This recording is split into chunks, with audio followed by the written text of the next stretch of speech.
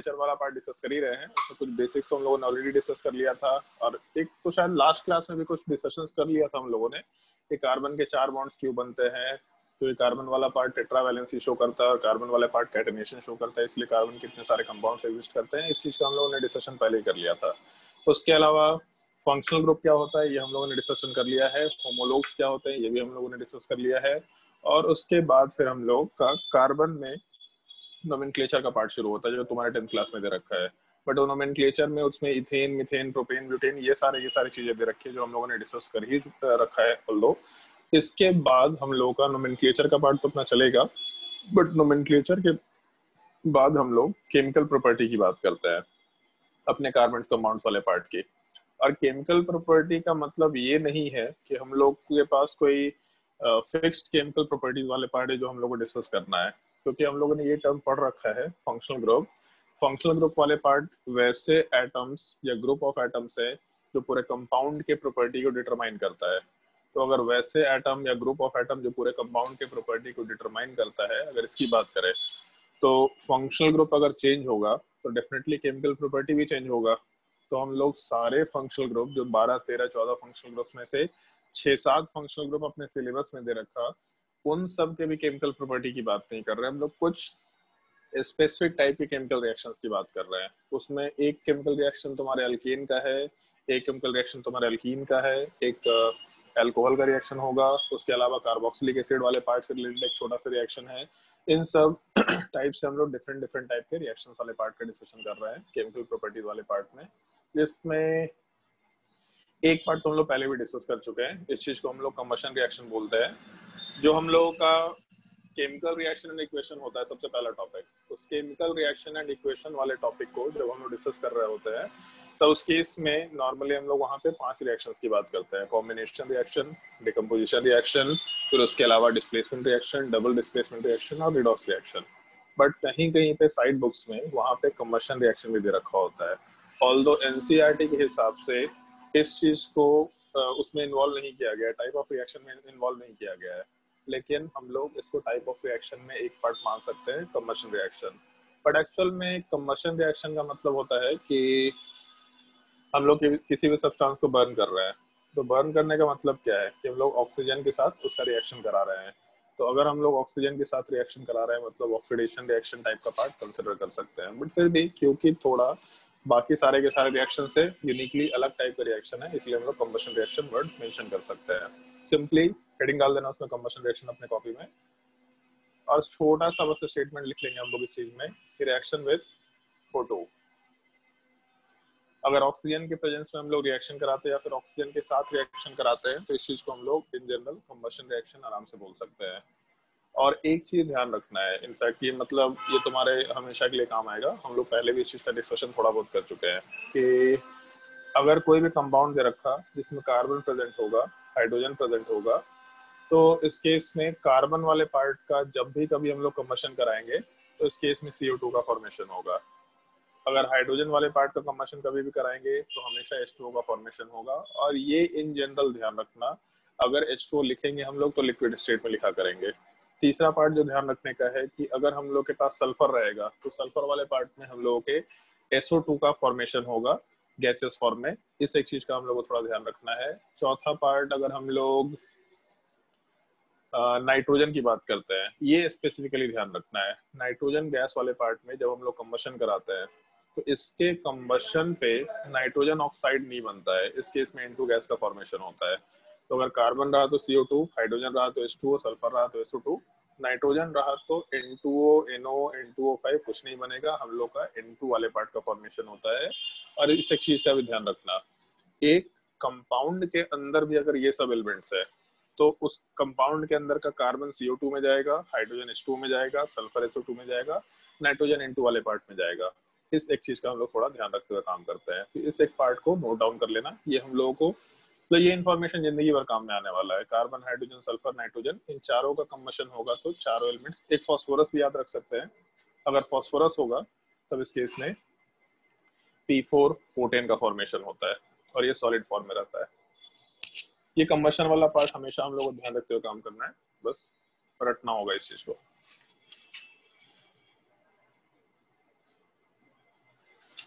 और क्योंकि हम लोग कार्बन कंटेनिंग कंपाउंड की बात कर रहे हैं, तो अभी तक इन जनरल तुम लोगों के क्वेश्चंस में कहीं भी सल्फर या नाइट्रोजन वाला पार्ट तो नहीं रहेगा, लेकिन जैसे हम लोग फंक्शनल ग्रुप में अमाइन की बात करते हैं या अमाइड की बात करते हैं, तो अमाइन या अमाइड वाले पार्ट में नाइट्रोजन है वो N2 में कन्वर्ट हो जाएगा। अगर हम लोग मरकैप्टन की बात करते हैं, सल्फोनिक एसिड की बात करते हैं, तो सल्फर में कन्वर्ट, मतलब SO2 वाले पार्ट में कन्वर्ट हो जाएगा। अगर इन केस फॉस्फोरस रहा, कुछ कुछ कंपाउंड से फॉस्फोरस रह सकता है, तब उस केस में हम लोग का आराम से P4O10 का फॉर्मेशन किया जा सकता है। बट अभी तक 10th क्लास के रिएक्शन के हिसाब से ये सब एलिमेंट्स एग्जिस्ट नहीं करते हैं तुम्हारे सिलेबस के अंदर। केवल वही कंपाउंड हम लोग कंसिडर कर रहे हैं फंक्शनल ग्रुप में जिसमें कार्बन हाइड्रोजन ऑक्सीजन होता है। अगर केवल कार्बन हाइड्रोजन रहा, इसका मतलब हम लोग टर्म हाइड्रोकार्बन बोल सकते हैं। अगर कार्बन हाइड्रोजन के अलावा ऑक्सीजन रहा, तो अब तक मालूम पड़ चुका है कि अल्कोहल भी हो सकता है, ईथर भी हो सकता है, एल्डिहाइड भी हो सकता है, कार्बोक्सिलिक एसिड भी हो सकता है, ईस्टर भी हो सकता है, कीटोन भी हो सकता है। बहुत सारे टाइप के फंक्शनल ग्रुप हो सकते हैं।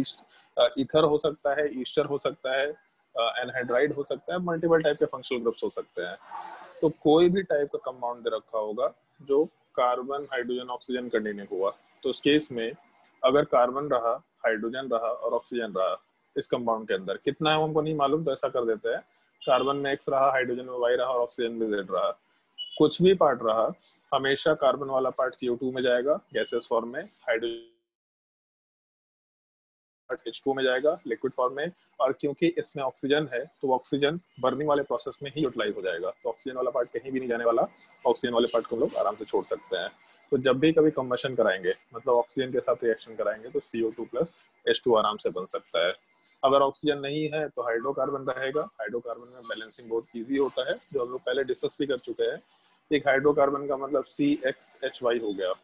अगर इसका रिएक्शन ऑक्सीजन के साथ कराते हैं तो केस में प्रोडक्ट में CO2 बनेगा और साथ ही साथ H2O बनेगा। और इस केस में हम लोग आराम से मेंशन करते वक्त, मतलब बैलेंसिंग करते वक्त, CO2 के आगे X लगाएंगे, H2O के आगे Y/2 लगाएंगे और ऑक्सीजन के आगे X प्लस Y/4 मेंशन करके काम कर सकते हो। तो CXHY plus X plus Y/4 O2 gives X CO2 plus Y/2 H2O। ये रिएक्शन याद करने पहले भी कभी बोला था तुम लोगों को, इसको रट के रखना है, ये तुम लोगों को हर जगह काम में आएगा, काफी ज्यादा यूजफुल रहेगा रिएक्शन। तो कंबशन रिएक्शन सिंपली ऑक्सीजन के साथ रिएक्शन, कार्बन को CO2 में कन्वर्ट करो, हाइड्रोजन को H2O लिक्विड में कन्वर्ट करो।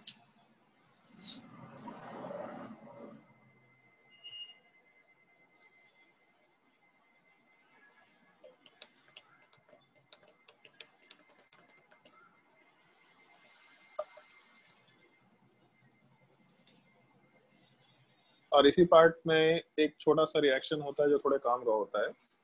जब हम लोग रेस्पिरेशन करते हैं, तो रेस्पिरेशन के टाइम पे ऑक्सीजन इनहेल करते हैं, और हम लोग के बॉडी में जो ग्लूकोज होता है, ग्लूकोज का मतलब हो गया C6H12O6, ये ग्लूकोज वाला पार्ट।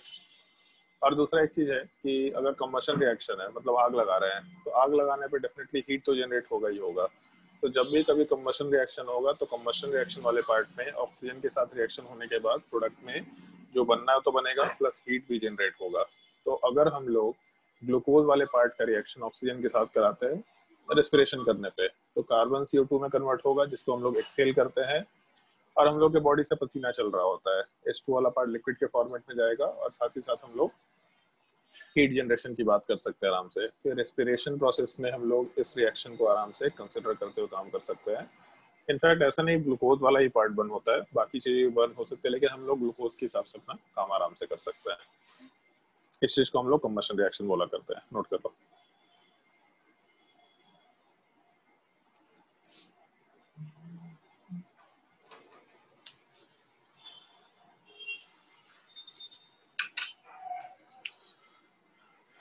सबसे पहला डिस्कशन तो हम लोग कर लिए कि ऑक्सीजन का एडिशन होता है तो क्या होता है। तो जो दूसरा हम लोगों का डिस्कशन होना चाहिए कि ऑक्सीजन की जगह जैसे ऑक्सीजन का एडिशन होता है तो ऑक्सीडेशन हुआ, तो रिडॉक्स रिएक्शन में ऑक्सीडेशन के अलावा रिडॉक्स में रिडक्शन रिएक्शन होता है। तो हम लोग हाइड्रोजन के एडिशन वाले पार्ट को भी यूज अप कर सकते हैं, बट अब हम लोग यहाँ पे रिडक्शन वर्ड यूज नहीं करेंगे। यहाँ पे हम लोग एक छोटा सा टर्म मेंशन करते हैं, एडिशन रिएक्शन। और एडिशन रिएक्शन वर्ड तो यूज करेंगे, बट एडिशन रिएक्शन थोड़ा थोड़ा ब्रॉड वर्ड है, मतलब ऐसा नहीं कि हम जो रिएक्शन लिखते हैं केवल यही एडिशन रिएक्शन है। इसके अलावा भी बहुत सारे जगह पे हम लोग एडिशन रिएक्शंस की बात करते हैं। लेकिन हम लोग अभी एडिशन रिएक्शन में केवल एक पार्टिकुलर रिएक्शन की बात करेंगे जिसका हम लोग को ध्यान रखना है। इस चीज को हम लोग हाइड्रोजनेशन रिएक्शन भी बोलते हैं। ये टॉपिक हम क्लास 11 में क्लास 10th में डिस्कस करेंगे। जैसे ही तुम लोग का नोमेनक्लेचर खत्म होगा और आइसोमरिज्म का पार्ट डिस्कस करेंगे, तो आइसोमरिज्म में हाइड्रोजनेशन से रिलेटेड एक छोटा सा पार्ट हम डिस्कशन का यूज करेंगे। तो वहां पे एक बार फिर से ये चीज रिपीट होगा, हाइड्रोजनेशन क्या होता है। बाकी हाइड्रोजनेशन का सिंपल सा मतलब कंसिडर कर सकते हैं हम लोग एडिशन ऑफ हाइड्रोजन। अगर हम लोग एक कंपाउंड वाले पार्ट में हाइड्रोजन वाले पार्ट का एडिशन कराते हैं तो उस केस में, और हाइड्रोजन का मतलब भी H2 का एडिशन कराते हैं, तो उस केस में हम लोग एडिशन ऑफ हाइड्रोजन वर्ड आराम से मेंशन कर सकते हैं। और रिएक्शन में एक चीज का ध्यान रखना है अपने को, अगर कोई अनसैचुरेटेड कंपाउंड है और अनसैचुरेटेड कंपाउंड वाले पार्ट के साथ हम लोग हाइड्रोजन का रिएक्शन कराते हैं, मतलब बेसिकली H2 गैस का रिएक्शन कराते हैं in the presence of any catalyst, और मान के चल रहे हैं कि हम लोगों का हाइड्रोजन गैस एक्सेस में है, तब उस केस में हम लोगों को एक सैचुरेटेड कंपाउंड का फॉर्मेशन मिल सकता है। सैचुरेटेड कंपाउंड का मतलब होता है जिसमें पाई बॉन्ड एग्जिस्ट नहीं कर रहा। अनसैचुरेटेड कंपाउंड का मतलब होता है जिसमें पाई बॉन्ड वाला पार्ट एग्जिस्ट कर रहा है। तो हम लोग ये छोटा सा टर्म आराम से मेंशन कर सकते हैं। कोई ऐसा कंपाउंड जिसमें पाई बॉन्ड वाला पार्ट हो, अगर उसका रिएक्शन H2 के साथ कराए in the presence of catalyst, तो सैचुरेटेड कंपाउंड का फॉर्मेशन होता है। अब इसमें जैसे एक चीज सोच के देखो, मान लो 2 कार्बन है, तो 2 कार्बन वाले पार्ट में अगर हम लोग इथीन बनाते हैं, अल्कीन, तो अल्कीन वाले पार्ट में दोनों कार्बन के बीच में एक डबल बॉन्ड होगा और सारे कार्बन के ऊपर 2-2 हाइड्रोजन होगा। कार्बन मैक्सिमम 4 बॉन्ड बना सकता है। तो पहला कार्बन 4 बॉन्ड बना लिया, काम हो गया। दूसरा कार्बन 4 बॉन्ड बना लिया, इसका भी काम हो गया। अगर इसका रिएक्शन हम लोग H2 के साथ कराते हैं in the presence of any catalyst, catalyst में बहुत सारे लिस्ट है, निकेल हो सकता है, पैलेडियम हो सकता है, प्लैटिनम हो सकता है, कोई भी टाइप का हम लोग कैटलिस्ट आराम से यूज करते हुए काम कर सकते हैं। तो इस केस में हम लोगों का रिएक्शन बहुत सिंपल सा, नीचे मेंशन कर रहे हैं इस चीज को।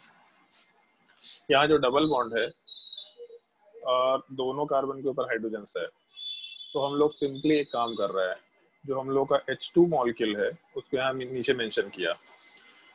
अब इसके बाद हम लोग सिंपली इन दोनों कार्बन के ऊपर हाइड्रोजन का एडिशन कराएंगे। एक हाइड्रोजन यहाँ ऐड होगा, दूसरा हाइड्रोजन यहाँ ऐड होगा, और जब दोनों हाइड्रोजन कार्बन पे ऐड हो रहे होंगे तो हाइड्रोजन का बॉन्ड आपस में ब्रेक करेगा, कार्बन कार्बन का एक बॉन्ड ब्रेक करेगा, दोनों नहीं, केवल एक बॉन्ड ब्रेक होगा।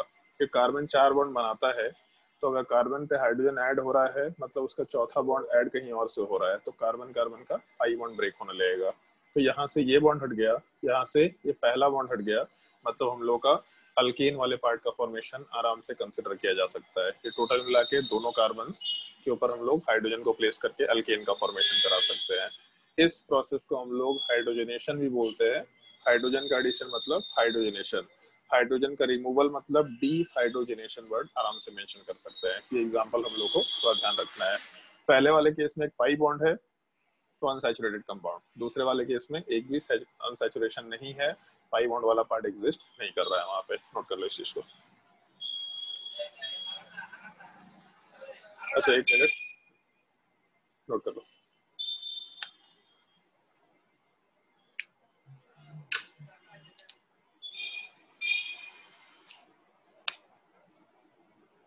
और जितने भी रिएक्शन तुम लोग को बता रहे हैं एक बार उसके बाद एनसीईआरटी रीड जरूर करना। उसमें कुछ कुछ जैसे इन सब रिएक्शंस का यूज है, जैसे हम लोग एडिशन रिएक्शन का यूज कैसे करते हैं, तो हम लोग जो घी खाते हैं, तो घी वाला पार्ट जो डालडा पुराने टाइम पे खाते थे, वो अनसैचुरेटेड फैट होता है। तो अनसैचुरेटेड फैट वाले पार्ट का जब हम लोग सैचुरेशन करते हैं तो हम लोग को जो ऑयल मिलता है वो सैचुरेटेड रहता है। उन सब चीजों में हम लोग इस चीज को यूज कर सकते हैं आराम से। दूसरा कुछ टर्म्स हैं उनका भी ध्यान रखना होगा, जैसे पैराफिन क्या होता है, ये वर्ड एनसीईआरटी में एक बार सर्च करके देखना। तो हमारे 10th क्लास के एनसीईआरटी में ये वर्ड दे रखा है पैराफिन। इस चीज को वैक्स भी बोला जाता है, ये वर्ड सर्च करके देखना। पैराफिन क्या होता है, ओलेफिन क्या होता है, ये दोनों वर्ड एनसीईआरटी में दे रखा है।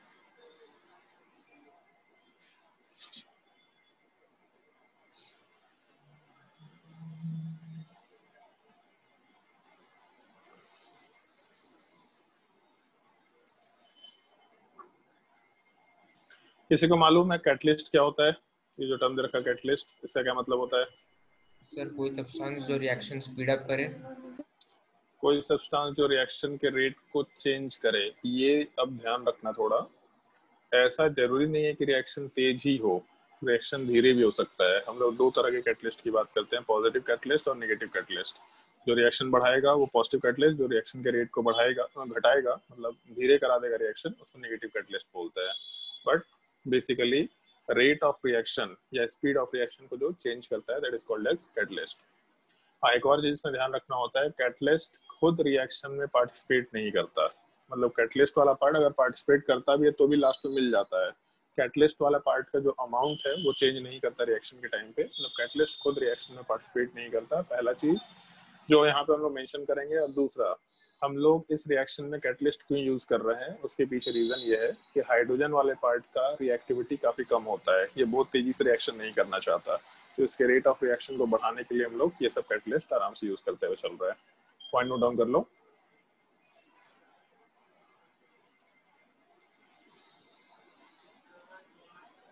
Catalyst changes the rate of reaction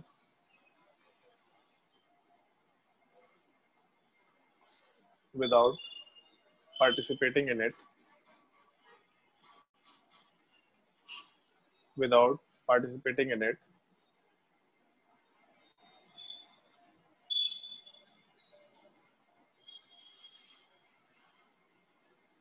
Second part, reactivity of H2 gas is very low. Therefore,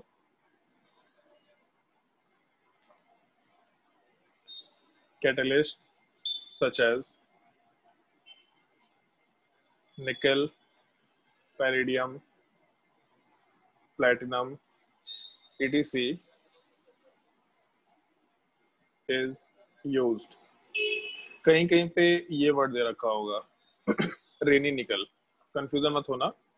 रेनी निकल का मतलब पाउडर निकल। निकल को अगर हम लोग छोटे छोटे पाउडर के फॉर्म में डालेंगे तो उस चीज को रेनी निकल बोला जाता है, बट है वो निकल वाला ही पार्ट।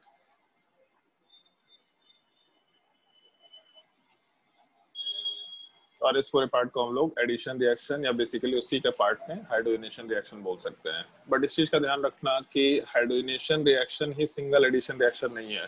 एडिशन रिएक्शन के अंदर और भी रिएक्शंस आते हैं, बट हम लोग उसका केवल एक पार्टिकुलर पार्ट डिस्कस करना होता है, हाइड्रोजनेशन रिएक्शन। फिर इसके बाद जो तीसरा रिएक्शन हम लोग को डिस्कस करना होता है वो है सब्स्टिट्यूशन रिएक्शन।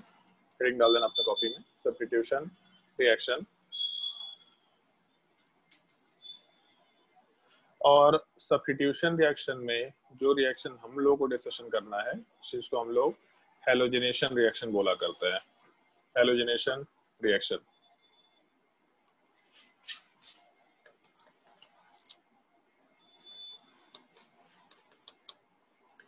और तुम्हारे 10th क्लास के एनसीईआरटी में एक छोटा सा इसका पार्ट दे नहीं रखा है ऑल्दो, बट ये तुम लोग को मालूम होना चाहिए। जैसे इसमें रिएक्शन ऐसा कुछ दे रखा है, अगर CH4 का रिएक्शन हम लोग हैलोजन के साथ कराते हैं तो हैलोजन वाले पार्ट में फ्लोरीन हो सकता है। हैलोजन को हमेशा हम लोग X से डिनोट करेंगे। फ्लोरीन हो सकता है, क्लोरीन हो सकता है, ब्रोमीन हो सकता है और आयोडीन हो सकता है। अगर CH4 का रिएक्शन हम लोग हैलोजन के साथ कराएंगे in the presence of sunlight और इसके जगह पे H न्यू दिया जा सकता है। इस H न्यू का मतलब क्या है ये तुम लोग को एटॉमिक स्ट्रक्चर में हम बताएंगे तो पता चल जाएगा H न्यू का मतलब क्या है। और दूसरा, कहीं कहीं पे यूवी लाइट भी दे रखा होता है वर्ड, तो सनलाइट दिया हो या H न्यू दे रखा हो, न्यू वर्ड यूज कर रहे हैं हम लोग, ये चीज न्यू, H न्यू। और दूसरा हम लोग अल्ट्रावायलेट लाइट की बात कर रहे हैं। तो अपने प्रोडक्ट वाले पार्ट में उन 4 हाइड्रोजन में से एक हाइड्रोजन हटेगा, एक हैलोजन अटैच होगा और जो हाइड्रोजन हटा वो दूसरे हैलोजन के साथ जाएगा। बेसिकली इसको ऐसा समझो कि हम लोगों का CH3 के साथ एक हाइड्रोजन था और 2 हैलोजन वाला पार्ट है, तो इसको बॉक्स में क्लोज कर लो। जिस पार्ट को बॉक्स में क्लोज करेंगे वो आपस में एक साथ चला जाएगा, मतलब HX वाला पार्ट एक साथ चला गया और बाकी बचा जो पार्ट है उसको हम लोग आपस में एक साथ अटैच कर सकते हैं। मतलब यहाँ CH3 वाले पार्ट से लेकर के जो X वाला पार्ट है इस चीज को हम लोग आपस में एक साथ अटैच कर सकते हैं। तो CH3X का फॉर्मेशन हुआ और साथ ही साथ HX वाले पार्ट का फॉर्मेशन हुआ। इस चीज को हम लोग हैलोजनेशन बोल रहे हैं। क्यों हैलोजनेशन बोल रहे हैं? क्योंकि हैलोजन को हम लोग ऐड करा रहे हैं। बट एक्चुअल में अगर देखो तो हैलोजन का केवल एडिशन नहीं है, हाइड्रोजन का रिमूवल भी है। तो इस चीज को सब्स्टिट्यूशन रिएक्शन या डिस्प्लेसमेंट रिएक्शन बोलना सही रहेगा। बेसिकली हम लोग हाइड्रोजन वाले पार्ट को डिस्प्लेस कर रहे हैं हैलोजन से, तो इस चीज को हम लोग overall displacement reaction word use नहीं करते हैं यहाँ पे, हम लोग overall substitution reaction word use करते हैं। एक एलिमेंट दूसरे एलिमेंट को सब्स्टिट्यूट कर रहा है तो सब्स्टिट्यूशन रिएक्शन बोल दिया।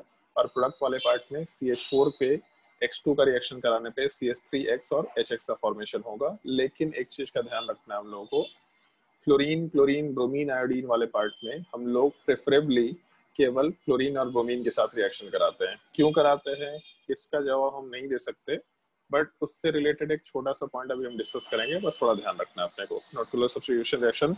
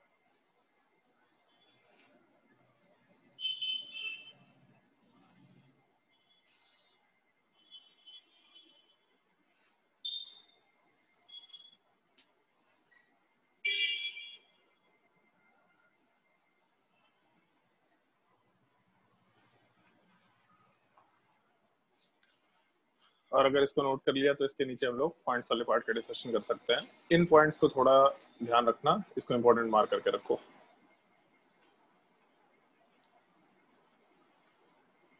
जब भी कभी हम लोग रिएक्शन वाले पार्ट में अल्केन का रिएक्शन, ऐसा नहीं कि CH4 का रिएक्शन करा रहे हैं, जब भी कभी हम लोग अल्केन का रिएक्शन फ्लोरीन के साथ रिएक्शन कराते हैं तो रिएक्शन तो सेम है, हम लोग सनलाइट के प्रेजेंस में अल्ट्रावायलेट राइज के प्रेजेंस में रिएक्शन लिख सकते थे, लेकिन ये जो रिएक्शन होता है ये काफी एक्सोथर्मिक नेचर का होता है। हाईली एक्सोथर्मिक वर्ड हम लोग एसोसिएट करते हैं इस चीज से, तो इसीलिए ये जो रिएक्शन वाला पार्ट है इस चीज को हम लोग सनलाइट के प्रेजेंस में नहीं कराते हैं। इस रिएक्शन वाले पार्ट को हम लोग डार्क रूम के कंडीशन में कराते हैं, मतलब हमेशा डार्क कंडीशन में हम लोग इस रिएक्शन को कैरी आउट करना चाहेंगे। अगर हम लोग इसको सनलाइट में डालेंगे तो ऑलरेडी एक्सप्लोसिव रिएक्शन है और उसका सनलाइट भी पड़ रहा है, एक्स्ट्रा एनर्जी मिल रहा है, मतलब बहुत ही ज्यादा आउट ऑफ कंट्रोल रिएक्शन हो जाएगा। इसलिए हम लोग डार्क रूम में इस रिएक्शन को कैरी आउट कराते हैं। सबसे पहला चीज, अगर हम लोग क्लोरीन के साथ रिएक्शन कराएंगे तो क्लोरीन के साथ जो रिएक्शन होगा वो रूम टेम्परेचर पे होता है। ये भी एक्सोथर्मिक नेचर का है लेकिन रूम टेम्परेचर पे अपना काम हो जाता है। फिर उसके बाद अगर हम लोग ब्रोमीन के साथ रिएक्शन कराते हैं तो ब्रोमीन वाले पार्ट के लिए हम लोगों को जो टेम्परेचर है वो अप्रोक्सीमेटली 127 डिग्री सेल्सियस चाहिए। तो ऐसा समझना, रूम टेम्परेचर 27 डिग्री सेल्सियस के अराउंड मान लेना, और ब्रोमीन वाले पार्ट में 127 डिग्री सेल्सियस के अराउंड हम लोगों का टेम्परेचर होता है। ये दो पार्ट थोड़ा ध्यान रखना होता है, सॉरी ये तीन पार्ट। डार्क कंडीशन में फ्लोरीन का रिएक्शन होगा, क्लोरीन का रिएक्शन अप्रोक्सीमेटली 27 डिग्री सेल्सियस पे, और ब्रोमीन वाले पार्ट का रिएक्शन हम लोग 127 डिग्री सेल्सियस पे कराएंगे।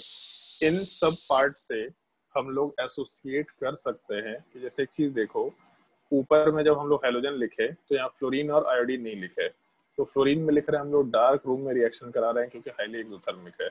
इतना हाई हीट जनरेट होता है कि वो रिएक्शन में कुछ, मतलब जैसे मान लो कि 4 कार्बन है तो इतना हीट जनरेट होगा कि 4 कार्बन ब्रेक हो जाएगा। तो हम लोग 4 कार्बन का रिएक्टेंट लेके चले थे, मतलब ब्यूटेन लेके चले थे, बट प्रोडक्ट में इथेन मिल रहा है हम लोगों को, तो हम लोग का काम खराब हो रहा है। तो इसीलिए ये रिएक्शन ज्यादा काम का नहीं होता। और दूसरा एक और चीज देखो, फ्लोरीन के जगह पे जब क्लोरीन में गए तो टेम्परेचर थोड़ा हाई चाहिए था, जब उसके नीचे ब्रोमीन में गए तो टेम्परेचर और हाई चाहिए। तो अगर आयोडीन में जाते तो इसका मतलब और हाई टेम्परेचर चाहिए होता, वो भी चीज फिजिबल नहीं हो पाता है। तो आयोडीन वाला पार्ट रिएक्शन में हम लोगों को बहुत अच्छे तरीके से फॉलो अप नहीं दे पाएगा। क्लोरीन ब्रोमीन बिल्कुल अच्छा रिएक्शन होता है। फ्लोरीन रिएक्शन कुछ ज्यादा ही अच्छा हो जाता है, इतना अच्छा रिएक्शन भी नहीं चाहिए हम लोगों को, बहुत ज्यादा अच्छा रिएक्शन हो जाता है, बहुत एक्सोथर्मिक रिएक्शन हो जाता है। ये डार्क रूम वाला कंडीशन थोड़ा ध्यान रखना, ये कहीं कहीं पे नॉर्मली ऑब्जेक्टिव क्वेश्चन में पूछे जाते हैं, नोट कर लो।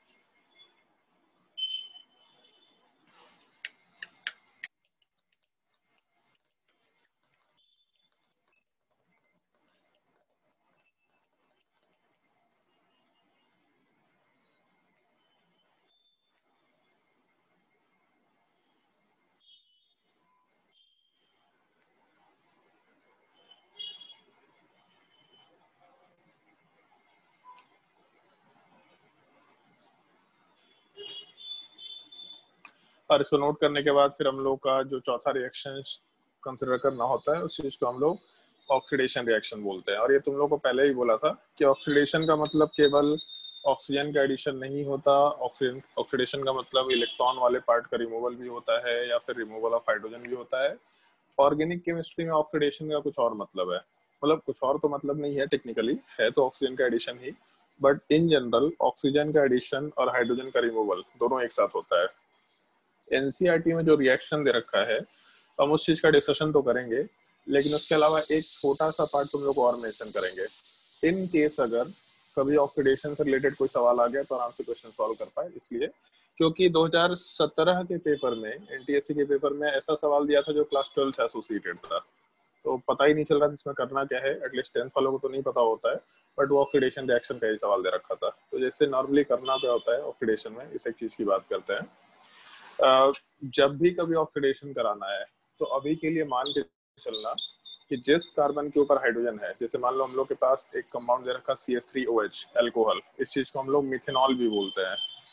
एक कार्बन है तो इसलिए मिथ, और अल्कोहल वाले पार्ट के लिए हम लोग ऑल लगाएंगे, तो इसलिए मिथेन, अल्केन के लिए और ऑल। अगर मिथेनॉल वाले पार्ट का हम लोग ऑक्सीडेशन कराते हैं तो ये ध्यान रखना, एक हम लोग बड़े ब्रैकेट के अंदर ऑक्सीजन को प्लेस करेंगे, इस चीज को हम लोग नेसेंट ऑक्सीजन बोलते हैं। ये वर्ड हम शायद पहले भी कभी यूज कर चुके हैं, नेसेंट ऑक्सीजन वाला पार्ट। अगर नेसेंट ऑक्सीजन के साथ कंपाउंड का रिएक्शन होगा तो ऑक्सीडेशन होता है, बेसिकली ऑक्सीजन का जो एटॉम वाला पार्ट है वो ऐड हो जाता है। सिंपली एक तरीका ध्यान रखना या एक पॉइंट ध्यान रखना, जिस कार्बन पे OH ग्रुप है उस कार्बन पे जितने हाइड्रोजन होंगे उतना ऑक्सीडेशन होगा। मतलब सिंपली वापस से स्टेटमेंट रिपीट कर रहे हैं, जिस कार्बन के ऊपर ऑक्सीजन प्रेजेंट है उस कार्बन पे जितने हाइड्रोजन है उतना ऑक्सीडेशन होगा। जैसे अगर मान लो CH3OH है, तो जिस कार्बन के ऊपर OH वाला ग्रुप प्रेजेंट है उस कार्बन के ऊपर टोटल 3 हाइड्रोजन है। अगर 3 हाइड्रोजन है इसका मतलब 3 ऑक्सीडेशन हो सकते हैं। अगर पहला ऑक्सीडेशन हुआ तो उसमें एक चीज ध्यान रखना, एक H वाला जो पार्ट है, ऑक्सीडेशन जब होगा तो उस H को OH में कन्वर्ट कर दो। जैसे ही पहला ऑक्सीडेशन हुआ तो हम लोग इस H वाले पार्ट को सिंपली OH में कन्वर्ट कर देंगे। तीनों में से किसी भी H को OH में कन्वर्ट कर दो, उससे कोई दिक्कत नहीं है, बट H वाले पार्ट को OH में कन्वर्ट कर देंगे, सबसे पहला चीज। और एक और चीज ध्यान रखना, कभी भी अगर एक कार्बन के ऊपर 2 OH ग्रुप रहेगा तो उस दोनों OH ग्रुप वाले पार्ट को रिमूव करके वहां पे सीधा डबल बॉन्ड ऑक्सीजन बना देना। जैसे इस कार्बन के ऊपर 2 हाइड्रोजन ग्रुप है तो दोनों हाइड्रोजन रहेगा, लेकिन एक कार्बन के ऊपर अगर 2 OH ग्रुप है तो वहां से हम लोग सीधा दोनों OH को हटा के डबल बॉन्ड ऑक्सीजन बना देंगे। तो हम लोग रिएक्शन वाले पार्ट में अगर ये कंपाउंड दे रखा तो ऑक्सीडेशन तो होगा, H वाले पार्ट को OH में भी कन्वर्ट करेंगे, सीधा ये प्रोडक्ट बना देंगे। तो हम लोग का अल्कोहल वाला पार्ट सीधा एल्डिहाइड में कन्वर्ट हो गया। जिस कार्बन के ऊपर ये ऑक्सीजन प्रेजेंट है उस पर अभी भी 2 हाइड्रोजन है, मतलब अभी भी 2 ऑक्सीडेशन हो सकते हैं। अगर पहला ऑक्सीडेशन होगा तो कुछ नहीं करना है, केवल H को OH में कन्वर्ट कर देना है। तो अपनी मर्जी है, लेफ्ट वाले को OH में कन्वर्ट करो, राइट वाले को OH में कन्वर्ट करो। हम लेफ्ट वाले को कर देते हैं, H को OH में कन्वर्ट कर दिया, कार्बन डबल बॉन्ड ऑक्सीजन और H। तो अगर ढंग से देखो तो कार्बोक्सिलिक एसिड का फॉर्मेशन हो गया। तो इस केस में जब हम लोग का एल्डिहाइड वाले पार्ट का ऑक्सीडेशन हुआ तो कार्बोक्सिलिक एसिड का फॉर्मेशन हो गया। बट अभी भी जिस कार्बन के ऊपर हम लोग का ऑक्सीजन प्रेजेंट है उस पे हाइड्रोजन प्रेजेंट है। तो अगर हम लोगों का हाइड्रोजन प्रेजेंट है उस पर, मतलब फर्दर ऑक्सीडेशन हो सकता है और H को OH में कन्वर्ट करना है। तो कार्बन के ऊपर डबल बॉन्ड ऑक्सीजन था पहले से, एक OH ग्रुप था पहले से, H को OH में कन्वर्ट कर दो। तो पूरे कंपाउंड को अगर ढंग से देखो तो 2 हाइड्रोजन है, 1 कार्बन है और 3 ऑक्सीजन, H2CO3। और H2CO3 बहुत पहले बताया था तुम लोगों को, CO2 प्लस H2O में कन्वर्ट हो जाता है। तो इस केस में एक कार्बन के ऊपर अगर 2 OH ग्रुप है तो सीधा दोनों OH ग्रुप वाले पार्ट को हम लोग आराम से CO2 में कन्वर्ट कर देंगे, या फिर दोनों OH ग्रुप वाले पार्ट को हम लोग आराम से डबल बॉन्ड ऑक्सीजन में कन्वर्ट कर देंगे। तो अगर एक कंपाउंड में हम लोगों के पास कार्बन से ऑक्सीजन अटैच्ड है और उस कार्बन पे हाइड्रोजन प्रेजेंट है, तो जितने हाइड्रोजन प्रेजेंट है उतने बार ऑक्सीडेशन करा सकते हैं हम लोग। तो सबसे पहले अल्कोहल का ऑक्सीडेशन हुआ, एल्डिहाइड बना या फिर कीटोन बनेगा। एल्डिहाइड कीटोन का ऑक्सीडेशन होगा तब कार्बोक्सिलिक एसिड बन सकता है, ऐसा हम लोग बोल सकते हैं ऑक्सीडेशन वाले पार्ट के केस में। इसको नोट डाउन नहीं करना है, केवल समझना था इस चीज को। जैसे मान लो अगर हम लोग के पास ये कंपाउंड दे रखा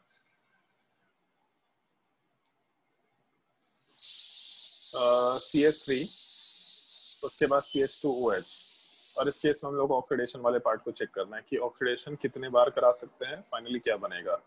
तो CH3 कार्बन के ऊपर 2 हाइड्रोजन और इसके ऊपर एक OH है। जिस कार्बन के ऊपर ऑक्सीजन प्रेजेंट है उसके ऊपर 2 हाइड्रोजन है, इसका मतलब 2 ऑक्सीडेशन करा सकते हैं। अगर एक ऑक्सीडेशन कराएंगे तो सिंपली कुछ करना नहीं, हम लोगों को एक H को OH में कन्वर्ट कर देना है। तो इस बार नीचे वाले पार्ट को OH में कन्वर्ट कर दिया, तो ऊपर वाला हाइड्रोजन जैसा था वैसे ही रह गया। बट एक कार्बन के ऊपर 2 H ग्रुप नहीं रखेंगे कभी भी। जब भी कभी एक कार्बन के ऊपर 2 H ग्रुप रहेगा तो इसको कार्बन डबल बॉन्ड ऑक्सीजन में कन्वर्ट कर देंगे। तो CH3 carbon double bond oxygen और एक हाइड्रोजन डाल दिया, एल्डिहाइड वाले पार्ट का फॉर्मेशन हो जाएगा। फिर इसके बाद जिस कार्बन पे ऑक्सीजन है उस पे हाइड्रोजन अभी भी प्रेजेंट है, मतलब फर्दर ऑक्सीडेशन हो सकता है, और क्योंकि एक ही हाइड्रोजन है तो एक ही ऑक्सीडेशन हो सकता है। प्रोडक्ट बनाते वक्त CH3 वाले पार्ट के अलावा कार्बन के ऊपर डबल बॉन्ड ऑक्सीजन था, जो H है उसको सिंपली OH में कन्वर्ट कर दो, इसका मतलब कार्बोक्सिलिक एसिड का फॉर्मेशन हो जाएगा, ऐसा बोल सकते हैं। तो एक चीज सोच के देखो, अगर हम लोग के पास अल्कोहल है तो अल्कोहल वाले पार्ट से एल्डिहाइड में जा सकते हैं और एल्डिहाइड से कार्बोक्सिलिक एसिड में जा सकते हैं हम लोग। तो ऐसा भी तो बोल सकते हैं कि अगर हम लोग दोनों ऑक्सीजन को एक ही बार में प्रोवाइड करा दें तो हम लोग का सीधा कार्बोक्सिलिक एसिड बन जाएगा।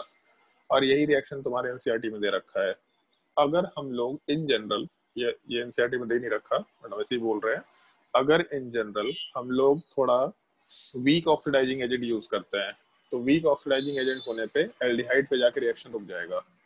अगर हम लोग स्ट्रॉन्ग ऑक्सीडाइजिंग एजेंट यूज करेंगे तो एल्डिहाइड पे जाकर रिएक्शन रुकता नहीं है, उससे एक स्टेप फर्दर जाता है कार्बोक्सिलिक एसिड तक, जो रिएक्शन वाला पार्ट तुम लोग को पढ़ना है 10th क्लास के एनसीईआरटी में। रिएक्शन कुछ ऐसा दे रखा है, R के साथ CH2OH। अगर इस कंपाउंड का रिएक्शन किसी ऑक्सीडाइजिंग एजेंट के साथ कराते हैं, ऑक्सीडाइजिंग एजेंट को OH से डिनोट कर देते हैं हम, और उसमें 2 नाम दे रखे होंगे जो हमको ध्यान है। एक तो अल्कलाइन और एसिडिक ले लो, दोनों में से कोई दिक्कत नहीं है। अल्कलाइन और एसिडिक KMnO4, ये बहुत ही स्ट्रॉन्ग ऑक्सीडाइजिंग एजेंट है जो हम लोग को ध्यान रखना होगा, हर जगह काम में आएगा, 11th 12th हर जगह काम में आएगा। दूसरा अल्कलाइन और एसिडिफाइड, मतलब एसिडिक बोलो या एसिडिफाइड बोलो कोई दिक्कत नहीं है। और इस बार हम लोग K2Cr2O7 की बात कर रहे हैं, अल्कलाइन और एसिडिफाइड K2Cr2O7। दोनों में से कोई भी ऑक्सीडाइजिंग एजेंट लो, दोनों बहुत ही स्ट्रॉन्ग ऑक्सीडाइजिंग एजेंट है। और एक चीज देखो यहाँ पे, जिस कार्बन के ऊपर OH ग्रुप है उस पर 2 हाइड्रोजन है, अगर 2 हाइड्रोजन है तो 2 बार ऑक्सीडेशन होगा, दोनों H OH में कन्वर्ट होगा। तो हम एक काम करते हैं, अभी के लिए इसको समझाने के लिए, कार्बन वाले पार्ट के ऊपर एक OH था, 2 H को OH में कन्वर्ट कर दिया, और एक कार्बन के ऊपर अगर 2 OH ग्रुप है तो उसको हटा के डबल बॉन्ड ऑक्सीजन डाल देते हैं हम लोग। तो अपने प्रोडक्ट वाले पार्ट में एक काम करते, ऊपर वाले को हटा देते हैं ये। तो अपने प्रोडक्ट वाले पार्ट में R के साथ कार्बन 2 OH ग्रुप को हटा के वहां डबल बॉन्ड ऑक्सीजन डाला और एक OH ग्रुप जैसा था वैसे ही छोड़ दिया। तो इसका मतलब अगर हम लोग एक एल्कोहल वाले पार्ट का reaction oxidising agent strong acidic medium वाला पार्ट या फिर अल्कलाइन मीडियम वाले पार्ट में KMnO4 के साथ कराए, पोटेशियम परमैंगनेट, या K2Cr2O7 वाला पार्ट पोटेशियम डाइक्रोमेट, तब उस केस में हम लोगों को कार्बोक्सिलिक एसिड वाले पार्ट का फॉर्मेशन एज अ प्रोडक्ट मिल जाएगा, ऐसा हम लोग बोल सकते हैं। नोट कर लो इस रिएक्शन वाले पार्ट को। अगर ऊपर वाले पार्ट में कहीं भी कुछ डाउट पूछना होगा तो आराम से पूछ सकते हैं, और नहीं तो फिर रिएक्शंस नोट कर लो।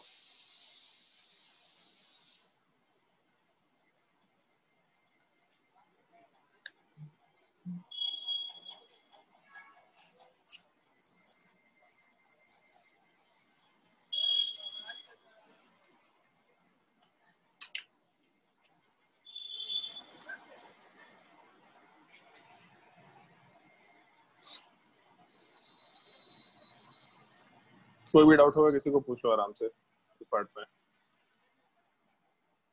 जो समझने का तरीका बताया है उसको नोट करने की जरूरत नहीं है, अगर इनकेस कल को देखना होगा तो फिर से देख लेना इसी पीडीएफ में, बट बस समझने के लिए, वो फिर रिपीट होगा इन फ्यूचर, जिंदगी में रिपीट होगा ही होगा वो चीज। सर जो मेथनॉल है सर वो हाँ वाला पार्ट मेरे को समझ नहीं आया सर। आप बोले 3 हाइड्रोजन होगा तो वो तीनों ऑक्सीडाइज होगा, वो पार्ट समझ नहीं आया।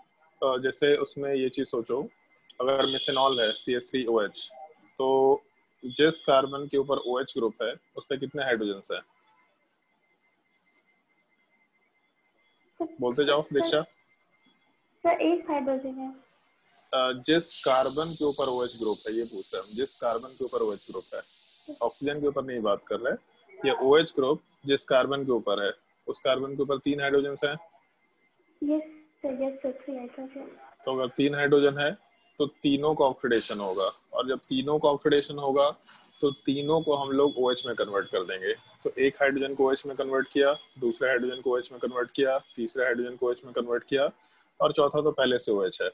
और एक कार्बन पे 2 OH ग्रुप है, तो वहां से 2 OH को हटा करके डबल बॉन्ड ऑक्सीजन बना दो, और दूसरा 2 OH है, इसको भी हटा करके डबल बॉन्ड ऑक्सीजन बना दो, तो CO2 बन गया।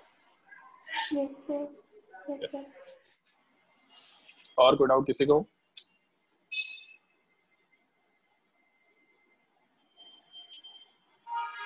जो भी डाउट है पूछ लो, आराम से पूछ लो, कोई दिक्कत नहीं है।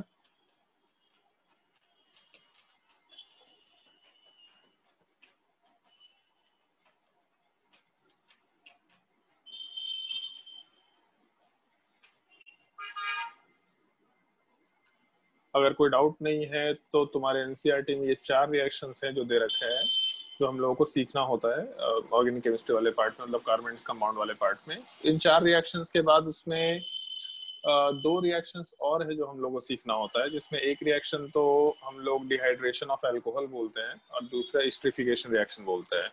बट एक्चुअल में उसको तुम्हारे कार्बोनेट्स कंपाउंड में नहीं डाला गया है। कार्बोनेट्स कंपाउंड में 2 कंपाउंड्स को मेंशन किया गया है, एक इथेनॉल और दूसरा इथेनोइक एसिड, मतलब कार्बोक्सिलिक एसिड से रिलेटेड इथेनोइक एसिड, जिसको हम लोग एसिटिक एसिड भी बोलते हैं, और दूसरा इथेनॉल वाला पार्ट। इन दोनों कंपाउंड्स के रिएक्शंस में उस चीज को मेंशन किया गया है। इथेनोइक एसिड के रिएक्शन वाले पार्ट में हम लोगों को ये एस्टरिफिकेशन रिएक्शन मेंशन किया गया है, और इथेनॉल वाले पार्ट में हम लोग को डिहाइड्रेशन रिएक्शन मेंशन किया गया है। तो हम लोग वो दोनों कंपाउंड वाले पार्ट को मेंशन कर रहे हैं, जिसमें सबसे पहला वाला पार्ट हम लोग को डिस्कस करना होता है इथेनॉल। छोटा सा डिस्कशन है, जैसे इससे रिलेटेड कुछ पॉइंट्स है जो हम लोग को ध्यान रखना होता है इथेनॉल वाले पार्ट से। एक तो कलरलेस लिक्विड, सबसे पहला चीज।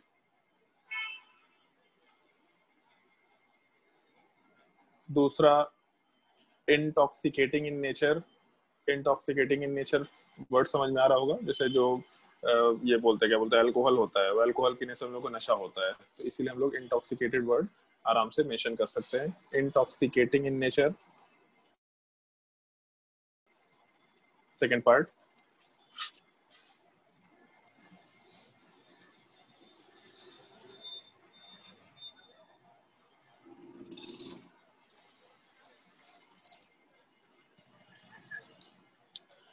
तीसरा, इसी में एक चीज है जो थोड़ा ध्यान रखना होगा। ये एनसीईआरटी में कहीं दे रखा है इन्फॉर्मेशन, एग्जैक्टली हमको ध्यान नहीं कहाँ पे, बट दे रखा है मिक्सचर ऑफ, नोट करते जाना point, ethanol with methanol, mixture of ethanol with methanol is called as denatured alcohol. is called as denatured alcohol। और ये जो डीनेचर्ड अल्कोहल होता है, इस पूरे मतलब मिक्सिंग वाले पार्ट को हम लोग डीनेचुरेशन ऑफ अल्कोहल बोल सकते हैं। और ये जो डीनेचर्ड अल्कोहल होता है ये काफी पॉइजनस होता है। एक चीज सुना होगा कभी तुम लोगों ने न्यूज़पेपर में कि जहरीली शराब पीने से इतने लोगों की मौत हो गई, वो यही चीज होता है बेसिकली। होता क्या है कि इथेनॉल का बहुत जगह यूज है, मतलब इथेनॉल वाले पार्ट को इंडस्ट्रीज में काफी सारे कंपाउंड्स के प्रिपरेशन में यूज किया जाता है, काफी सारे कंपाउंड्स के प्रिपरेशन में यूज किया जाता है। बट लोग करते क्या है, जैसे मान लो कि एक टैंकर में इथेनॉल जा रहा है अगर, तो लोग उस टैंकर से चोरी करते हैं इथेनॉल वाले पार्ट को। तो उस चोरी को रोकने के लिए कि लोग उसको चोरी ना करें, उस टैंकर से मिथेनॉल वाले पार्ट को या इथेनॉल वाले पार्ट को लोकल देसी शराब बनाने के लिए उसमें मिथेनॉल डाल दिया जाता है।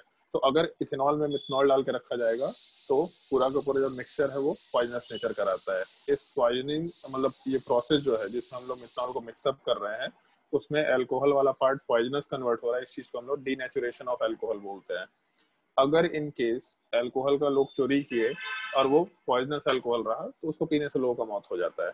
तो इसीलिए कभी भी भूल के देसी शराब मत पीना, ध्यान रखना। और रिस्की होता है, ये चीज एकदम नहीं करने का होता है। बट ये प्रोसेस ध्यान रखना, ये मतलब ये नाम ध्यान रखना, डीनेचर्ड अल्कोहल या फिर डीनेचुरेशन ऑफ अल्कोहल, जो कि पॉइजनस नेचर का होता है। हम लोग इथेनॉल को मिथनॉल के साथ मिक्सअप कर रखे होते हैं। इसके अलावा फिर हम लोग इससे रिलेटेड दो रिएक्शंस की बात करते हैं जिसका हम लोग को ध्यान रखना होता है, जिसमें सबसे पहला रिएक्शन बहुत सिंपल सा रिएक्शन है। पहले भी हम लोग इस तरह की चीज को डिस्कस कर चुके हैं कि अगर हम लोगों का एक अल्कोहल वाला पार्ट है और उसमें भी अल्कोहल वाला पार्ट हम लोग का इथेनॉल है, तो इथेनॉल को हम लोग C2H5OH या CH3CH2OH से डिनोट करेंगे। तो अगर हम लोग का ये अल्कोहल वाले पार्ट में इथेनॉल वाले पार्ट का हम लोग रिएक्शन सोडियम के साथ कराए, इनफैक्ट सोडियम ही नहीं, मेटल में सोडियम पोटेशियम किसी भी पार्ट के साथ कराए, जो हम लोग मेटल्स एंड नॉन मेटल्स में पढ़े थे कि जो भी रिएक्टिव मेटल्स होते हैं हाइड्रोजन से, वो हाइड्रोजन को रिप्लेस कर देते हैं। तो सोडियम पोटेशियम कैल्शियम इस तरह के किसी भी एलिमेंट के साथ अगर हम लोग रिएक्शन कराएंगे तो ये जो ऑक्सीजन के साथ हाइड्रोजन अटैच्ड है, ये हाइड्रोजन वाला पार्ट H2 गैस के फॉर्म में लिबरेट हो जाता है। तो जब हम लोग हाइड्रोजन को हटा के H2 गैस में कन्वर्ट करेंगे तो बाकी बचे प्रोडक्ट में C2H5 के साथ O बनेगा, वो O माइनस के फॉर्मेट में रहेगा और सोडियम वाला पार्ट प्लस के फॉर्मेट में रहेगा। इस पूरे कंपाउंड को हम लोग, इसमें सोडियम है तो इस चीज को हम लोग सोडियम, और अगर अल्कोहल से हम लोग H प्लस को हटा के नेगेटिव चार्ज बनाते हैं तो एल्कोक्साइड वर्ड यूज करते हैं। मतलब कभी भी अगर एक अल्कोहल रहा ROH और यहाँ से H प्लस को हटा के कंजुगेट बेस बनाते हैं हम लोग, तो इस चीज को इन जनरल एल्कोक्साइड बोला जाता है। तो अगर इथेनॉल है, मतलब अल्कोहल में इथेनॉल है, तो इथेनॉल वाले पार्ट में हम लोग आराम से इथॉक्साइड वर्ड मेंशन कर सकते हैं, सोडियम इथॉक्साइड। तो ये टर्म ध्यान रखना, हम लोग इथेनॉल वाले पार्ट का रिएक्शन सोडियम के साथ कराएंगे तब उस केस में सोडियम इथॉक्साइड बनेगा। चाहे तो हम इस तरह का एक और रिएक्शन लिख सकते हैं, अगर C2H5 का रिएक्शन अगर हम लोग पोटेशियम के साथ कराएंगे तो प्रोडक्ट वाले पार्ट में हम लोग को C2H5O मिलेगा, साथ ही साथ H2 गैस वाला पार्ट बाहर निकलेगा। बैलेंसिंग का ध्यान रखना, H2 गैस वाले पार्ट में हम लोग हाफ मेंशन कर सकते हैं। इस चीज में हम लोग आराम से पोटेशियम इथॉक्साइड वर्ड मेंशन कर सकते हैं। तो सोडियम इथॉक्साइड, पोटेशियम इथॉक्साइड, इस तरीके से एल्कोक्साइड वर्ड आराम से यूज किया जा सकता है। नोट कर लो रिएक्शन। एक ये रिएक्शन है जो अपने को याद रखना होता है, और ऑल्दो इस रिएक्शन का ज्यादा कोई काम नहीं, इस तरह का रिएक्शन हम लोग पहले देख चुके हैं, ज्यादा काम का नहीं है रिएक्शन।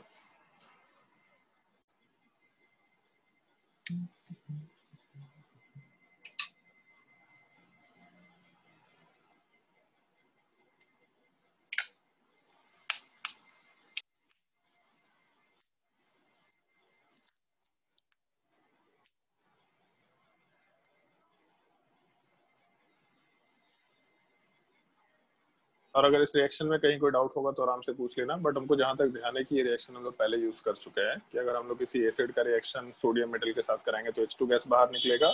रिडॉक्स रिएक्शन के थ्रू भी इस चीज को मेंशन कर चुके हैं, H2O के साथ रिएक्शन में मेंशन कर चुके हैं, तो दिक्कत नहीं होना चाहिए शायद।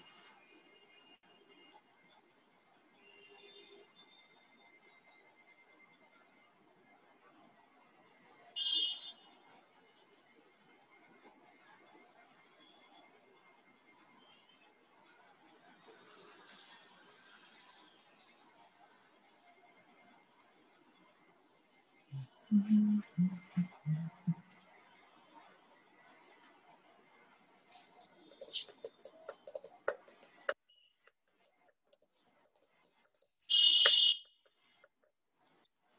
इसके बाद दूसरा जो रिएक्शन हम लोग को थोड़ा ध्यान रखना होता है, डिहाइड्रेशन ऑफ अल्कोहल।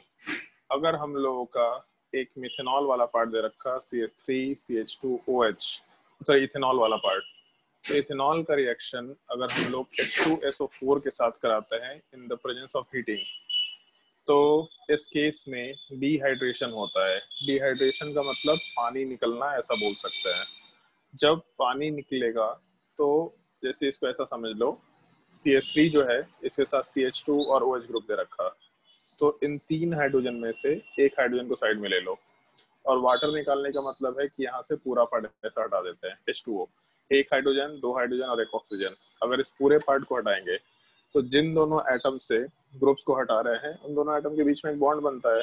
तो अगर ये दोनों ग्रुप को हटाएंगे यहाँ से, तो प्रोडक्ट में CH2, दूसरे कार्बन में भी CH2, एक बॉन्ड पहले से है यहाँ पे, और दोनों का एक एक बॉन्ड हटा तो दोनों के बीच में दूसरा बॉन्ड बन जाएगा। इसका मतलब हम लोग आराम से इथीन का फॉर्मेशन करा सकते हैं। तो अगर हम लोग डिहाइड्रेशन कराएंगे, मतलब H2 वाले पार्ट को रिमूव करेंगे, तब उस केस में H2O के रिमूवल के टाइम पे एक अल्कीन वाले पार्ट का फॉर्मेशन होता है। अगर इथेनॉल हुआ तो इथीन बनेगा, प्रोपेनॉल होता तो प्रोपीन बनता। ऐसा हम लोग डिहाइड्रेशन ऑफ अल्कोहल में कंसिडर कर सकते हैं। रिएक्शन थोड़ा इंपॉर्टेंट होता है, ध्यान रखना इस रिएक्शन का।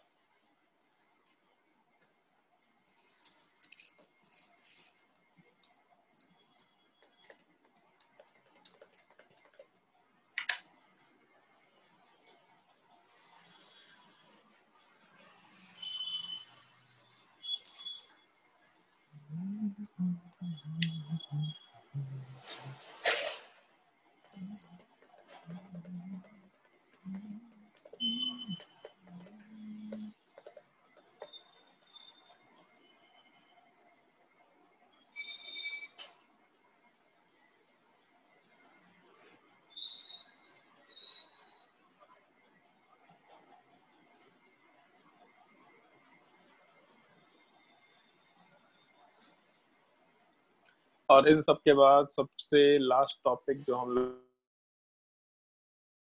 करना होता है कार्बोनेट्स कंपाउंड से रिलेटेड। ऑल्दो एक और टॉपिक होता है मिसल फॉर्मेशन, मतलब सोप्स एंड डिटर्जेंट का पार्ट है, बट मेरे हिसाब से कार्बोनेट्स कंपाउंड का पार्ट नहीं है, क्योंकि वही चीज सरफेस केमिस्ट्री का पार्ट होता है जो क्लास 9th में, सॉरी 9th में एक रिएक्शन होता है, रिएक्शन नहीं topic, is matter around us pure, जहाँ पे हम लोग कोलॉइड्स वाले पार्ट का टॉपिक पढ़ते हैं। कोलॉइड्स होता है वहाँ पे, इमल्शंस होते हैं, सोल होता है, इस तरह का जो टॉपिक पढ़ते हैं वो जो मिसल फॉर्मेशन है या सोप्स एंड डिटर्जेंट है उसी टॉपिक का पार्ट होता है। तो उसको हम कार्बोनेट्स कंपाउंड का पार्ट नहीं मानते, बट ठीक है, तुम्हारे कॉपी में यहाँ पे दे रखा है, फिर एनसीईआरटी में डिस्कशन करेंगे उस चीज का। बट अभी के लिए कार्बोनेट्स कंपाउंड का जो सबसे लास्ट टॉपिक है उसमें हम लोग को जो दूसरा कंपाउंड डिस्कस करना होता है उस चीज को हम लोग इथेनोइक एसिड बोलते हैं। और इथेनोइक एसिड का फॉर्मूला हो जाएगा C2H4O2, और ओवरऑल लिखने का तरीका होता है CH3COOH, या फिर ज्यादा इलेबोरेट करके लिखना है तो CH3C डबल बॉन्ड OH। इस चीज को हम लोग इथेनोइक एसिड भी बोलते हैं, बट इस चीज को हम लोग कॉमन नेम से भी जानते हैं। कॉमन नेम हम लोग बहुत बार यूज कर चुके हैं, एसिडिक एसिड। इसी चीज को हम लोग विनेगर में यूज करते हैं। तो एक चीज ध्यान रख सकते हैं हम लोग, विनेगर का कलर क्या होता है, मालूम है किसी को? किसी को मालूम है विनेगर का कलर क्या होता है?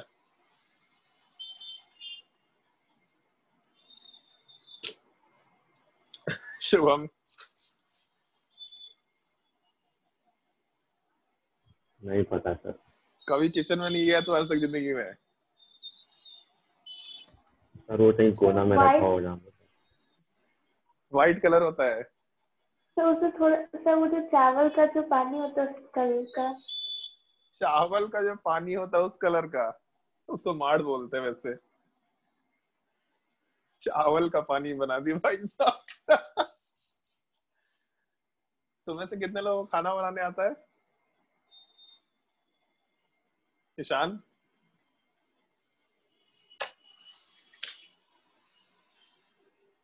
दीक्षा, तुमको आता है खाना बनाने? रोटी आता है सर, रोटी। अच्छा, क्षितिज? रोटी और कुछ थोड़ा बहुत नाश्ता बस। ओके, क्षितिज नहीं सर। कुछ नहीं आता बनाने? नहीं सर। मैगी भी नहीं आता? नहीं सर, कुछ नहीं। हे भगवान, इसलिए तो इतना पतला दुबला है, कुछ तो मालूम होना चाहिए यार। और शुभम? सर आता है, सीख लिए हैं पर बनाते नहीं। हाँ मतलब आता है ना बनाने, मतलब कल को अगर क्या हाँ सर। कोहराम मच जाएगा तो फिर जिंदा रहने के लिए खाना बना लेंगे। खाना बनाने आना चाहिए, ऐसा नहीं है कि लड़की का काम है लड़का का काम है, ऐसा कुछ नहीं होता है। इतना आना चाहिए कि एटलीस्ट जिंदगी जी पाए। बाहर का खाना नहीं खा सकते यार, मतलब अच्छा लगता है घर में खाते खाते, लगता है कि बाहर का खाते रहे। बाहर जब रहना पड़ेगा ना अकेले, तब पता चले कि बाहर का खाना खाने का एकदम मन नहीं करता है। एक चीज, छोटा सा चीज होता है। अब मान लो कि है भी तो भी पता तो होना चाहिए ना यार, ये खाना कैसे बनता है। एटलीस्ट कुछ भी, जैसे बोले ना उसमें रोटी, रोटी तो हमको भी नहीं आता बनाने, गोल नहीं होता कभी मेरे से।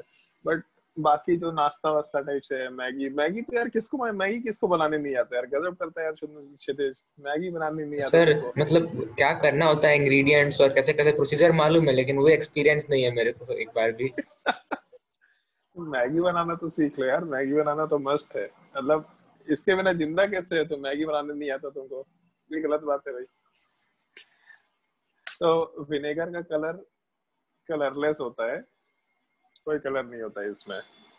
सिंपल पार्शियल लिक्विड होता है, मतलब सॉरी सिंपल क्लियर लिक्विड होता है, और इसमें ज्यादा कुछ नहीं रहता। एक चीज है कि विनेगर का बॉइलिंग पॉइंट वाला पार्ट थोड़ा कम होता है, जैसे हम लोग उसको नॉर्मली 50-60 डिग्री सेल्सियस पे लेके जाएंगे तो भी इवोपरेट होना शुरू हो जाता है तेजी से। बस ये एक चीज का ध्यान रखना होता है कि हम लोग जैसे कभी देखा होगा इनफैक्ट कि विनेगर वाले पार्ट को कभी हाथ पे डाल करके देखना तो तुमको ठंडा फील होगा। इनफैक्ट ये तो अल्कोहल में ही फील होता है, इथेनॉल वाले पार्ट में, उसको हम लोग डीओ वगैरह बनाने के लिए यूज करते हैं। तो जब हाथ पे डालते हैं तो ठंडा फील होता है, क्योंकि इवेपोरेशन तेजी से हो रहा होता है, तो इस वजह से हम लोग को हाथ थोड़ा ठंडा फील होता है। तो ये एक पॉइंट ध्यान रखना, कलरलेस लिक्विड है। और लिक्विड तो होगा, ये तुमको विनेगर से समझ में आ जाएगा कि अगर कल को कोई इथेनोइक एसिड का तुम्हारा फिजिकल स्टेट पूछा तो हम लोग आराम से विनेगर के थ्रू उसका फिजिकल स्टेट बता सकते हैं, इसमें कोई दिक्कत नहीं होना चाहिए। बाकी इसमें हम लोग रिएक्शंस वाले पार्ट की जब बात करते हैं तो इसके रिएक्शंस वाले पार्ट में एक रिएक्शन जो सबसे इम्पोर्टेंट है, इनफैक्ट ये रिएक्शन तुम्हारे एनसीईआरटी का सबसे इम्पोर्टेंट रिएक्शन माना जाता है, और ये चीज याद भी रहता है सबको, स्ट्रीफिकेशन रिएक्शन। और इनफैक्ट इसको जो एनसीईआरटी में जो चीज दे रखा है उस तरीके से मत सीखना, हम जो बता रहे इस तरीके से सीखना और उसको अप्लाई करना। नोमेनक्लेचर में तुम लोग को ईस्टर पता चल जाएगा तो बहुत आसानी से समझ पाएंगे। अगर एक कार्बोक्सिलिक एसिड का रिएक्शन हम लोग एक अल्कोहल के साथ कराते हैं, तब उस केस में ये हम आर डैश कर देते हैं, डिफरेंस क्रिएट करने के लिए आर डैश कर देते हैं। तो हम लोग को प्रोडक्ट वाले पार्ट में एक ईस्टर का फॉर्मेशन मिलता है, R C double bond O oxygen, और इस ऑक्सीजन वाले पार्ट पे आर डैश होता है। मतलब हम लोग के ईस्टर वाले पार्ट में जो ऑक्सीजन है उसके ऊपर ये आर डैश वाला पार्ट जाता है, जिसको लिखने का एक और तरीका हो सकता है आर सी ओ ओ आर डैश। और समझने के लिए सिंपली इसको ऐसा समझना, कार्बोक्सिलिक एसिड वाला पार्ट अगर दे रखा है और इस कार्बोक्सिलिक एसिड वाले पार्ट का रिएक्शन अगर हम लोग अल्कोहल के साथ कराते हैं, अल्कोहल को उल्टा लिख दिया, तो इस केस में कार्बोक्सिलिक एसिड का OH ग्रुप हटेगा और अल्कोहल का H ग्रुप हटेगा। तो यहाँ से ओवरऑल H2O को हटा दो। अगर H2O को यहाँ से हटाएंगे हम लोग तो इस केस में कार्बन वाला जो पार्ट है सीधा ऑक्सीजन से अटैच होगा। तो हम लोग आराम से अपने ईस्टर वाले पार्ट का फॉर्मेशन कंसिडर कर सकते हैं। कार्बोक्सिलिक एसिड से OH ग्रुप हटेगा, अल्कोहल वाले पार्ट से H ग्रुप हटेगा, तो इस केस में आराम से हम लोगों का यहाँ जो अल्कोहल पे R डैश दे रखा था वो ऑक्सीजन वाले पार्ट के साथ R डैश अटैच होकर के हम लोग को ईस्टर वाले पार्ट का फॉर्मेशन मिलेगा। और साथ ही साथ हम लोग वाटर वाले पार्ट का भी फॉर्मेशन कराते हैं, या वाटर यहाँ से निकल के आ रखा है। इस चीज को स्ट्रीफिकेशन रिएक्शन बोला जाता है। बट एनसीईआरटी में जो रिएक्शन दे रखा है वो थोड़ा लिमिटेड कर दिया है। एनसीईआरटी में इस रिएक्शन को केवल इथेनॉल के लिए मेंशन किया है और इथेनोइक एसिड के लिए मेंशन किया है। मतलब इथेनोइक एसिड का रिएक्शन अगर हम लोग इथेनॉल के साथ कराएंगे तो उस केस में प्रोडक्ट हम लोग ईस्टर बना सकते हैं। ट्राई करके देखो ऊपर वाले तरीके के बेसिस पे, पहले तो रिएक्शन नोट कर लो और ऊपर वाले तरीके के बेसिस पे ट्राई करके देखो कि अगर ये रिएक्शन कैरी आउट करते हैं तो प्रोडक्ट क्या बनना चाहिए इसमें। तो अगर खुद से ट्राई करके देखो, H2O तो बनेगा, ये हम पहले लिख देते हैं, बट बाकी प्रोडक्ट ईस्टर क्या बनेगा इस चीज को नोट डाउन कर लो, ट्राई करके देखो फिर हम बताते हैं।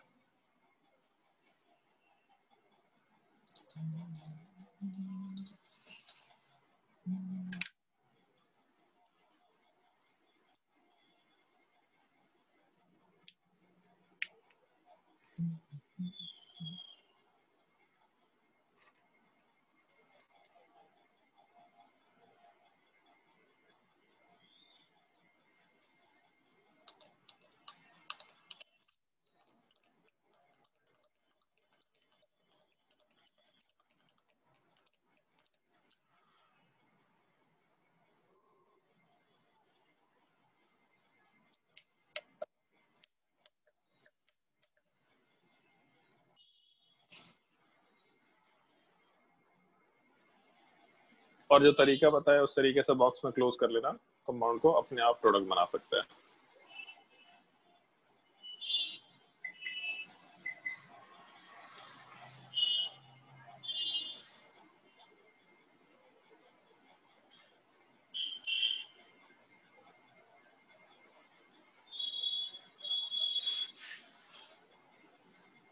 इथेनोइक एसिड वाले पार्ट में तो कार्बोक्सिलिक एसिड है और इथेनॉल में अल्कोहल है, तो इथेनोइक एसिड के OH को हटाएंगे और कार्बोक्सिलिक एसिड वाले पार्ट के H को हटाएंगे। तो ओवरऑल अगर H2 को यहाँ से हटाएंगे तो प्रोडक्ट वाले पार्ट में CH3 के साथ C डबल बॉन्ड O, उसके अलावा ऑक्सीजन के साथ हम लोग C2H5 मेंशन कर सकते हैं। मतलब ये पार्ट हम लोग का ईस्टर वाला पार्ट कंसिडर किया जा सकता है। फंक्शनल ग्रुप पहचानने तो आ ही चुका है तुम लोगों को, तो इस चीज में कोई दिक्कत नहीं आएगा, ईस्टर वाला पार्ट आराम से बोल सकते हैं हम लोग।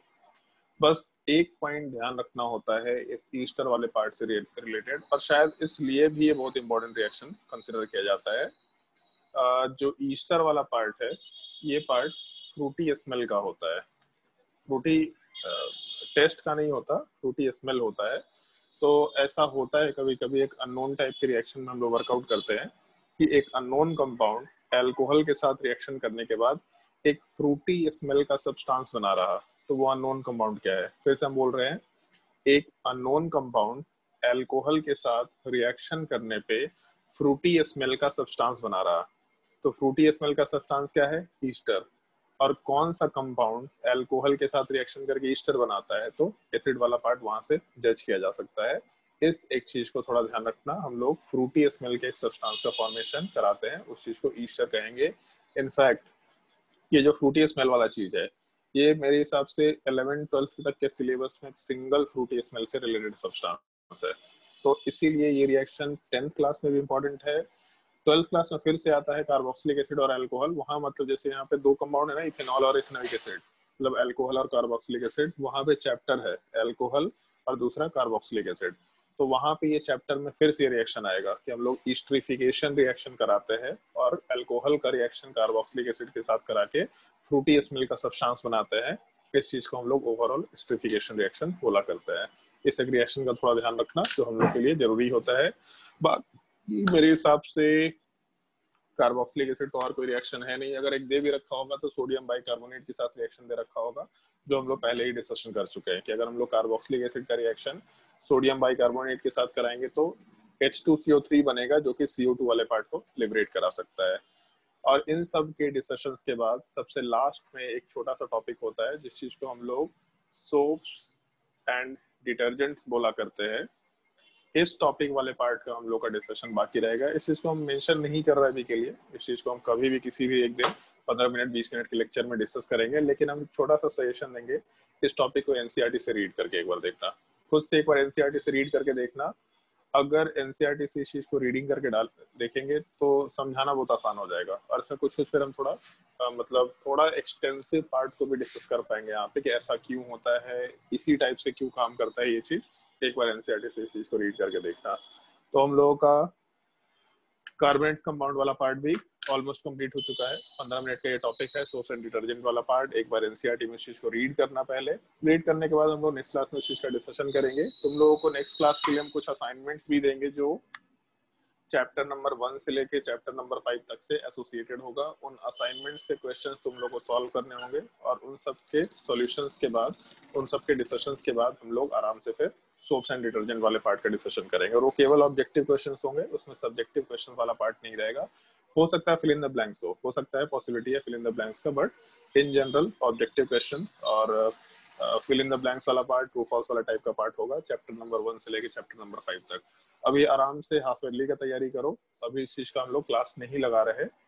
हाफ ईयरली के नेक्स्ट वीक में, मतलब 10 अक्टूबर या 12 अक्टूबर जो भी वीक आएगा, तब तक तुम लोग का हाफ ईयरली के चक्कर में एटलीस्ट शुरू का 3 टॉपिक का पढ़ाई हो जाएगा। पीरियोडिक टेबल का पढ़ाई कर लेना, गारमेंट्स कंपाउंड में नोमेनक्लेचर वाले पार्ट को मत पढ़ना, उसका हम लोग टेस्ट में पेपर नहीं डालेंगे। और उसके बाद हम लोग जो क्वेश्चन का टेस्ट होगा उस चीज का एक बार डिस्कशन करेंगे, उसके बाद फिर तुम लोग का टेस्ट चलता जाएगा। केमिस्ट्री में हम लोग रैंडमली किसी भी दिन क्लास लगाएंगे, आधे घंटे का, 15 मिनट का, 20 मिनट का, 25 मिनट का, कुछ रैंडम टॉपिक से रिलेटेड जो तुम्हारे एनसीईआरटी के क्वेश्चन है। मतलब तुम्हारा क्लास खत्म नहीं होगा, एक क्लास तो तुम्हारा चल ही रहा होगा 11th क्लास वाले टॉपिक का या फिर 10th क्लास के टॉपिक का, बट तुम्हारा रिवीजन वाला पार्ट में किसी दिन हम 15 मिनट का क्लास लगाए या फिर 25 मिनट का क्लास लगाए। 25 मिनट के क्लास में किसी भी रैंडम टॉपिक से कुछ एक पार्टिकुलर सब्जेक्टिव क्वेश्चन उठा करके हम पूछ लिए, जिसका तुम लोग का आंसर लिखना है। कुछ क्वेश्चन का सेट दिया, उन सब चीज का आंसर लिखना है, फिर आंसर डिस्कशन करना है तुम लोगों का। तो तुम्हारा रिवीजन का प्रोसेस अभी से शुरू हो जाएगा, ताकि दिसंबर में जब तुम लोग का प्री बोर्ड हो तो तुम लोग का बहुत अच्छा नंबर आए केमिस्ट्री में। केमिस्ट्री में बिल्कुल फुल मार्क्स आना चाहिए, एक भी नंबर कटना नहीं चाहिए तुम लोग का। अगर कोई डाउट है किसी को तो पूछ लो, अगर डाउट नहीं है तो नेक्स्ट क्लास में होमवर्क ध्यान रखना, सोप्स एंड डिटर्जेंट तुम लोग को रीड करके आना है। हम सवाल पूछेंगे इससे थोड़ा बहुत तुम लोगों से, बताओ अगर कोई डाउट है तो अगर डाउट नहीं है तो आज के लिए क्लास यहीं पे एंड करते हैं, नेक्स्ट क्लास में कंटिन्यू करते हैं।